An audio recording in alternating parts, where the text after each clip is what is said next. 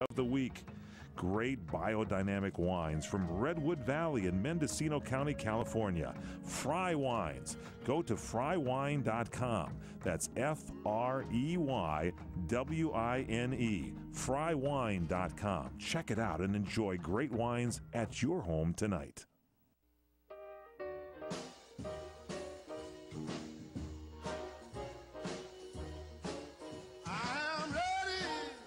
Oh, yeah.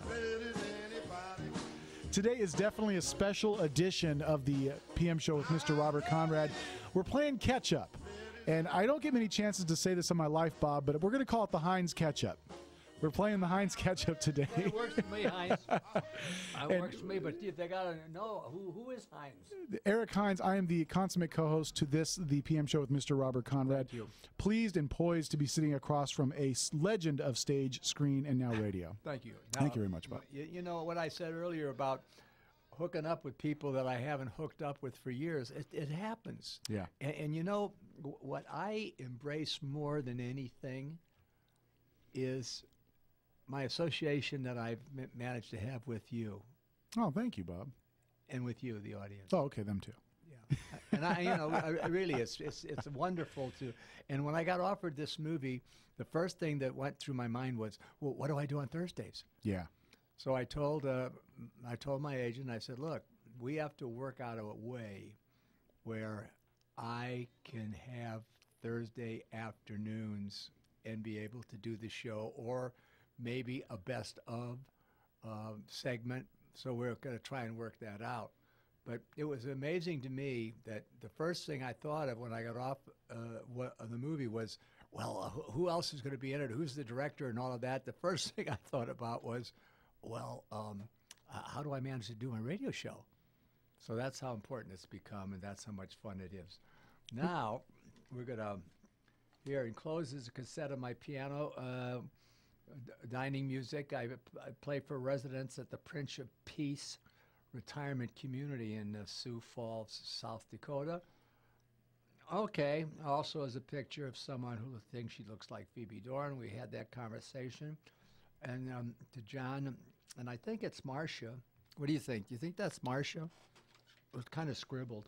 Yeah, I'm saying Marcia. My money's on Marcia. Yeah. Yeah. Hey, Tomas, can we play their piano that they sent us? Yeah, we'll have to see if we can get that during the break. We'll get that over to our production master, Tomas. Do you have it, T? You got? Oh, here we go, buddy. Crossbar 3. Let's bring it up.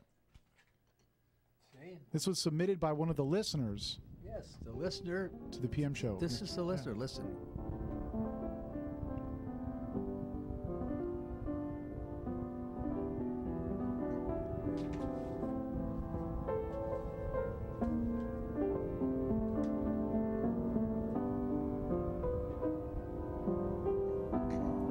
We have some really talented listeners, Bob. Go out of sight. It's lonely through the day. You know this one. But oh, the night.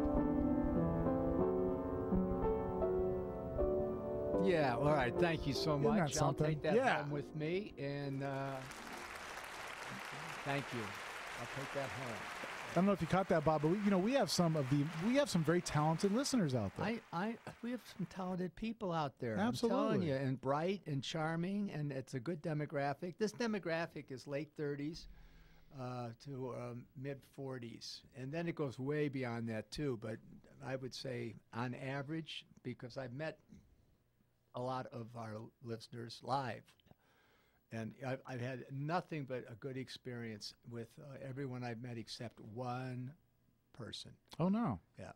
Oh, that's too bad. Well, no, that's pretty good considering. Oh, well, yeah, that is a good ratio. 3.5 years. Yeah, that's right. You know, that's to have one person go sour on you. Yeah. And you know who, those of you that know the show, I don't have to say who that person know. is, Yeah. but you know who it is. All right, so now here is, get this. Here, you ready? Here, can we show this to the chat room? Yeah, absolutely. Okay, 9 years ago, a tropical storm flooded my home. I lost most of my scrapbook and keepsakes. When I found this in a box last week, I almost cried. One of my presents for my 17th birthday was that I got to meet you. It is one of my favorite memories. Oh, wow. I have have pictures from that day as well. We were not allowed to take pictures with you, though. Probably a good thing. Who knows what a 17-year-old me would have done. Thanks for all the great memories. Love for you always. Hey, listen, Ann, love for you always. And I have no idea why they wouldn't let you take pictures. Yeah, that's something else. Because I pose, yeah, okay, sure. The paparazzi. Yeah, it wasn't your call, that's for sure. Yeah, no, the paparazzi know me, and I'll come out of a restaurant and be with one of my daughters, and they're all very pretty, the younger ones. Oh, yeah, beautiful. And I said, it's my daughter, lighten up, man. You're not Hey, going to get any gossip out of that. Yeah, that's right. So I only had one paparazzi incident in all of the years that I've been in this business, and I've been in the business over 50. And that wasn't a lawsuit. It was not a lawsuit. No. Oh. It was $500. You basically paid for his cab ride home, huh? No, I paid for his chin. It was a short right hand on the chin. So I was with this girl, and she was an actress that I knew. And her husband cheated on her. And oh, boy. she didn't want to divorce him, but she didn't want to stay with him, and she wanted my advice. So we went out to dinner. So we're coming after dinner, coming out of the restaurant, and there's this guy. Now, I had seen him in Washington, D.C., with my dad, and he wanted to take a picture, and I invited him up. He took some pictures, and then he left. So I was very cordial to him. So I saw him in the elevator. I said, hey, man, don't, please don't. He put the camera up anyway after I pleaded with him not to, and so he had to be punished. Oh, boy. And that's the only paparazzi. You asked nicely. Well, yeah, but it was very polite. Yeah, and now yeah. I know them all. They make a living that way. They make a living shooting pictures of you. And if you didn't want to be popular, then you should be in another industry. Oh, boy. So that's kind of your take on it, huh? For these actors out there that complain. I know Kristen Stewart's a big anti-paparazzi person. Then go somewhere else Yeah. and get into another business. But if you've got a problem like I had with this girl, because I didn't want a misconception. That's that right. She was my honey bunny because I wasn't that lucky. She was hot. But anyway, couldn't go there. I don't know what happened. I haven't seen her, but I think about her occasionally. Okay, now let's. We haven't done an email. Let's do an email. Yeah, we did. I'm sorry. We did the email. Now let's go to Christophe in France. Christophe, how are you? Hello, Uncle Bob. How are you? Hello, Rick. Hey, Christophe, how are you, buddy? What's up, Christophe? I'm fine. Firstly, I would like to welcome all the members of the Wild Wild West French fan club. Oh, good. Thank you, French Wild West fans. Thank you. Merci, merci. It's an honor to speak with you every Thursday. Well, thank you. I want to read the 3 questions today. Let's go. First, I had the pleasure to see you in France in 1999 to me. And what memories this festival which you were the sponsor? Oh, you mean when I went to Moran? Yes. Oh, that was wonderful. The memories I have is in 5 days there were 200,000 people. Wow. Which set the all-time record, and everyone was so gracious. And a couple times I leaped off the stage into the audience, did a little stunt. Oh, that's cool. My daughter, who spoke a little French, was on the stage with me as an interpreter, so that was wonderful. And I have a great picture of her. She was only 16 at the time, and it was really great.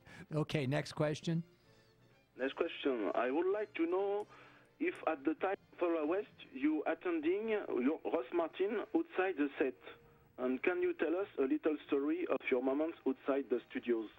Outside the studio? Ross and I never went anywhere outside the studio. We worked together. We were so different socially that he would go to the ballet and I would go to the boxing. Okay, can you hang on? We have to go to commercial, and then we can come back and you can ask that last question, all right?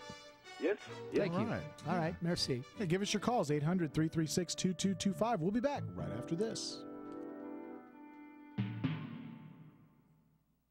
Who's watching your home when you're not there? It could be a burglar.